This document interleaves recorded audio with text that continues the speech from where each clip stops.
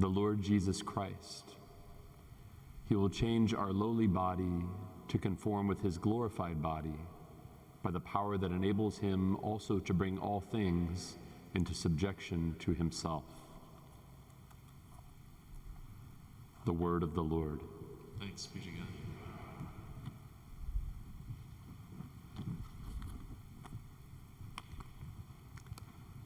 It's nice to be able to come home and spend an evening in reflection with all of you. Just speaking with Father Ivan beforehand, and I said, I think this is the first time I've gotten to come back for like an actual parish thing. I've gotten to do a couple of weddings and a baptism or two, and that's been great to kind of just get a quick pulse check on this place and see a few of you. But it's really wonderful just to be here with so many of you, that faces I recognize, and it's nice to be able to come home.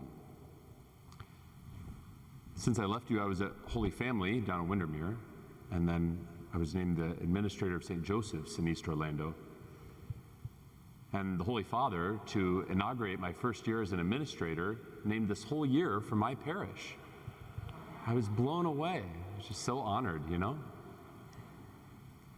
No, it's such a great thing. I've had a devotion to St. Joseph going back to my senior in college seminary. And I remember I just had this kind of impulse, and I've been promoting this as just a simple practice that anybody could have come up with. It's nothing very original, but the beginning of Advent that year, my last year in college seminary, I was kind of being drawn into the season. I was like, this is meaning more to me than it has in the past. I just went into the chapel and I took my Bible with me and I opened up to the Gospel of Luke and the beginning of the Gospel of Matthew and just read through some of the infancy narratives about the Annunciation and Mary's fiat and her visitation, basically all of the joyful mysteries, right? And then in Matthew, you hear about St. Joseph, and it's kind of like, as a just and righteous man, he had intended quietly to divorce her, and they'd already been betrothed, but then, of course, the angel has another annunciation for Joseph, doesn't he? And he's going to hear it straight from the source, and he's going to be able to respond with his own fiat.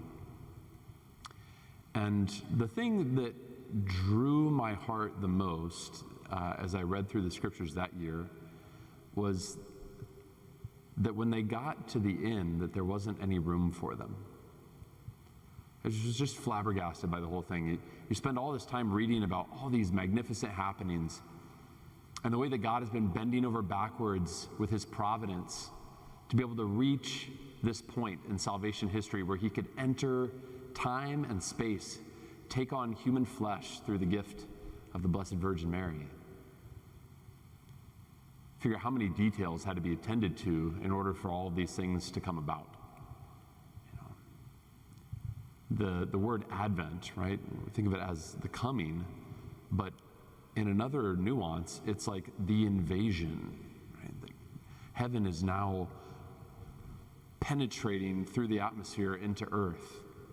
They're invading our territory. And that's good news, right? It's not. But I thought, the smallest little detail that when they got back to Bethlehem, Joseph's hometown to be counted for the census, and Mary goes into labor, and Joseph's family isn't there to take him in. There aren't any friends that would be willing to help him out, even for a woman who's obviously close to giving birth. They wind up in a stable, right? There's not even room in the inn. The kind of humility of God to take on not just, kind of like our flesh, and to enter into our broken situation, but to enter into our poverty, to enter into what it's like to be rejected by another human being, to be unthought of, right? Again, why wouldn't there have been friends or family to take them in? Oh, because while they were betrothed, but before they got married, Mary was found with child. He went ahead and married her anyways, and he said the baby wasn't his. Joseph had foregone what anybody else was going to think and decided to be faithful to what he knew to be right. It's a heck of a situation to be born into. That's a heck of a yes to have to give. And so as I was reflecting on that and other mysteries of this season, I just kind of kept coming back to that passage going, Lord, what do you want me to do with this during this season? During Lent, we're very active, right? We do something or we give something up. We take on these penances. Maybe we show up for daily mass more often, or Fridays are a big thing, right? Maybe we pray the stations, we fast from meat and these things. Lord, I don't think I've ever done anything extra for Lent or Advent. I've just sort of been counting down the days to open my presents. It's been a lot about me. And so I just spent that time with that question of why wasn't there room for him in the inn? My question became, why isn't there room for him in my heart? What are the places in me where he doesn't fit? Why isn't he always welcomed there? What are the parts in me that are still willing to reject him, even unintentionally? Became a good meditation for the season. I also found myself wanting to do something with that, and the thing that the Lord put on my heart was to keep up my room as if I was always expecting guests. That was a very Lenten penance for me. Okay. Kind of a messy person, and I don't mind it, but if I'm expecting guests, I want to make sure that they're comfortable. So do my best to keep my place up, right? But a dorm room in a college seminary, I didn't have a roommate to try and clean up for. My room, by the end of the first semester, was looking pretty bad. So I spent a Saturday cleaning first. We had those Murphy beds fold up into the wall. It's kind of a space saver. They can be pretty useful. And I lifted up my bed for the first time in a while because I had my own bed, my own room as a senior, and the amount of stuff underneath my bed was incredible. So sifted through it, threw probably 2/3 of it away, found a home for the rest of it, and just went through the rest of the room, my desk, filing things away and dusting. My God, the dust. And I got to a point where I was like, okay, this is presentable now. That's good. It's like if I was expecting guests, though, I would want to make sure that I had refreshments on hand. And we were fed 3 squares a day at the seminary. We didn't have to really worry about food. So it's like, okay, I need to make a trip to the store. I need to have some snacks around. I need to get up every day. I need to make my bed. It's like, if I was really expecting guests, if I was going to welcome the Holy Family into my residence, I would want it to be nice. I want them to feel comfortable, I wouldn't want it to just merely be presentable.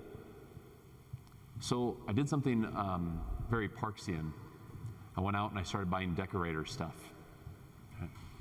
Went out and I found curtains to hang up over my windows, and I found a matching rug that would go in front of the little sink that I had set up there, and a matching comforter for my Murphy bed, and made the place look nice.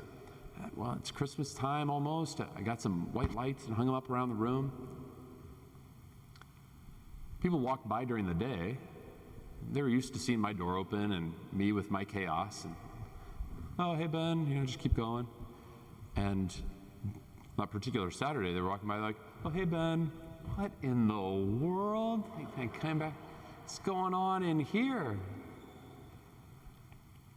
And every night, when it was time for everyone to be back in their rooms and to have lights out about an hour after that, I would get in there and I would kind of freshen up and make sure everything was settled, sort of offering my little chores to the Lord, the generosity that I could muster. And, it's, one of the amazing things about that to me was that I was able to really take joy in it. For me, that's always just a chore. It's just a functional thing.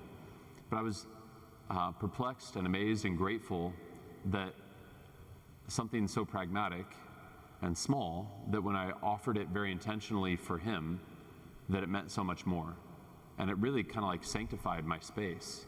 Really made my space feel special to me, like I was a little closer to God. They say cleanliness is close to godliness. That was the first time I understood that. So I would wait until it was supposed to be, in your rooms. Once I could tell that everybody was gone, I would go over And I would walk myself through this little routine. I would open up the door. I would greet Mary and Joseph because they were coming to stay with me that night. I'd close the door. I'd go over and I'd pull down the other Murphy bed. And they would sit on one and I would sit on the other. And we would pray night prayer. Right? The liturgy of the hours, the last hour of the day is compline or night prayer. The Psalms from night prayer fit St. Joseph and that Advent season and everything that he would have been going through. Right? Not to mention, once the kid's born, people are going to try and kill him, and now he's got to go into exile into Egypt. Egypt. It's like the worst place to go if you're Jewish. Right? It's the place of exile, it's the place of slavery. He's supposed to raise the Messiah there? Well, at least for a time, before they could finally come safely back to Nazareth. Everything was going on, and I would read these Psalms, and I would hear them out of the mouth of Joseph, and I would just be amazed. The Psalms for the Jewish people were almost always sung. And you know how it's easier to memorize something if you sing it? They had almost all of the Psalms memorized. They also didn't ever have, like a pen and paper to write on really easily, or a smartphone to just dictate to. So their memory's really good. They can remember tons of stuff. So the Psalms would have been on Joseph's lips throughout his life. Psalms would have been on the lips of Jesus throughout his life. We see him quoting the Psalms in the Gospels, actually. We see the prophets in the Old Testament quoting the Psalms. The Psalms kind of proliferate the whole Scriptures. And I felt like I was getting to know him. I felt like all of a sudden this was personal. It made the communion of saints something totally different for me. He wasn't the first saint that I got to connect with. That would have been St. John Vianney, but he was the second that kind of showed up knocking on my door.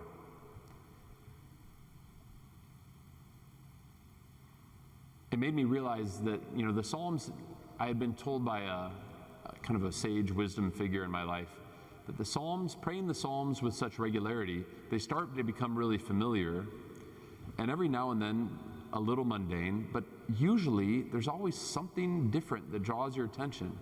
I've been praying the Psalms regularly for 15 years, and I don't have them all memorized, nor have I been trying to memorize them. But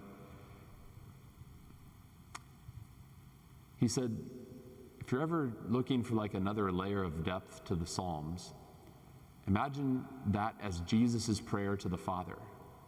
That you have like an insight to eavesdrop on Jesus' prayer time with the Father.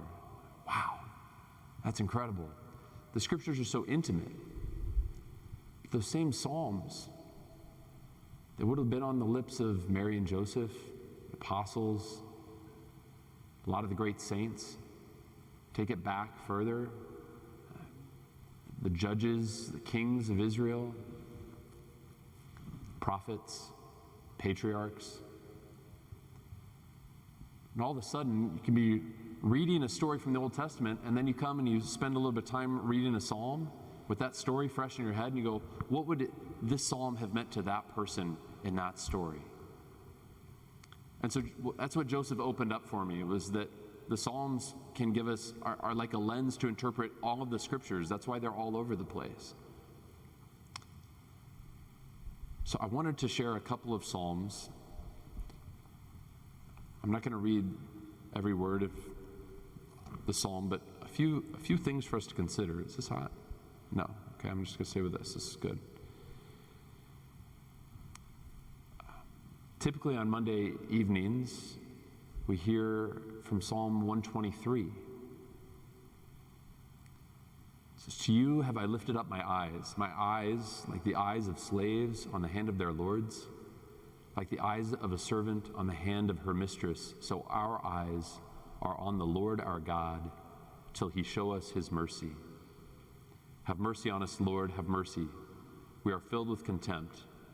I'll get into the second half later. Okay, so just some things, right? If we're taking St. Joseph's experience of Jesus' coming into the world, his first response, what he kind of comes around to, and then the persevering faith, and even some of the discomforts and suffering that he's called to endure, that he offers such a generous yes for. Right? To you have I lifted up my eyes. You could imagine the prayers of St. Joseph and how dependent he would have been on God. How much he would have felt like, how am I going to be able to do this? There's something so personal, right? I mentioned the intimacy of the Psalms. He's using these I and you pronouns.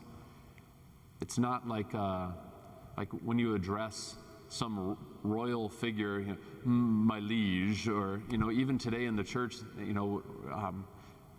refer to the Pope as His Holiness, or a cardinal if you met His Eminence or something. It's like a third person title that keeps us at an appropriate distance. Right? Joseph speaks to God, to you have I lifted up my eyes. With reverence and with recognition of the Lord's superiority, he lifts up his eyes. He's happy that he's got someone more powerful than himself to look to. Again, with the intimacy, especially in Joseph's day, if you were to address someone of greater superiority, you would have lowered your eyes. Right? But Joseph doesn't feel the need to do that with his Lord. He lifts up his eyes. Right? When you look someone in the eye, especially in our culture today, how long do we hold eye contact for? Very minimally. At least not without breaking it and then coming back to it. How often, even with your spouse, and spouses, I would invite you to do this periodically, to just sit and look into each other's eyes. Even without words. Some of the greatest, most intimate moments in life happen without words.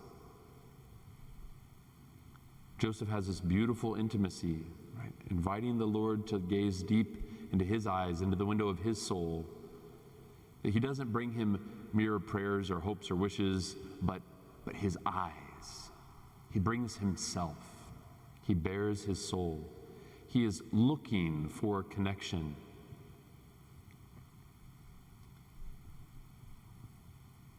My eyes, like the eyes of slaves on the hand of their lords, like the eyes of a servant on the hand of her mistress, so our eyes are on the Lord our God till he show us his mercy.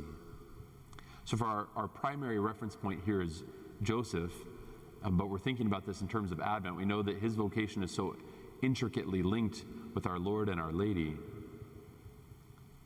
One might think that Mary's spirituality that's revealed in the Magnificat that we will pray tonight is rubbing off on her spouse, or that they're just being formed by the same Spirit.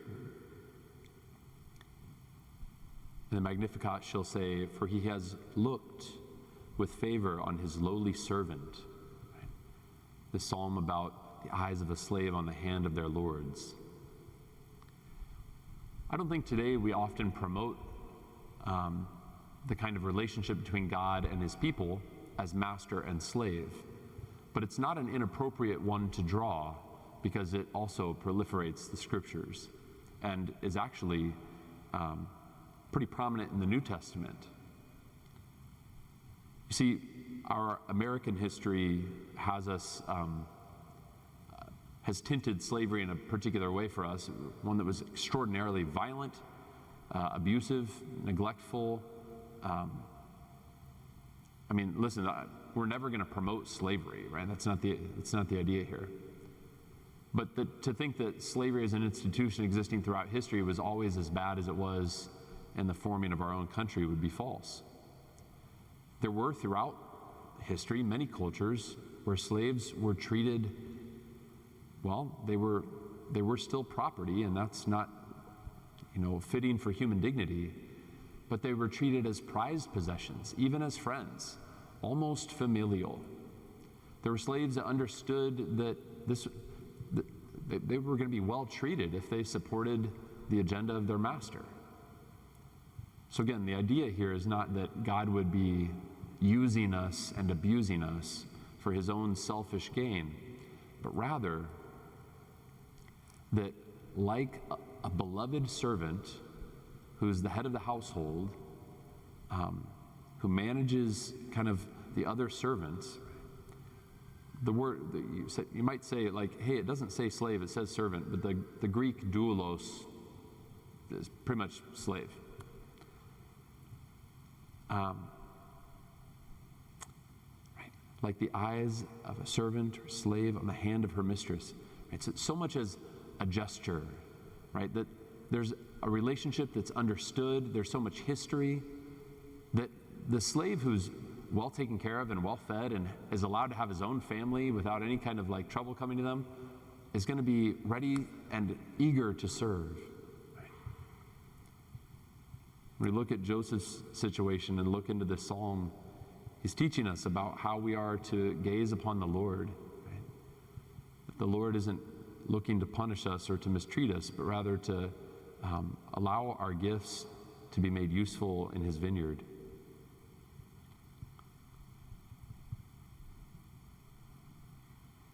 Have mercy on us, Lord, have mercy.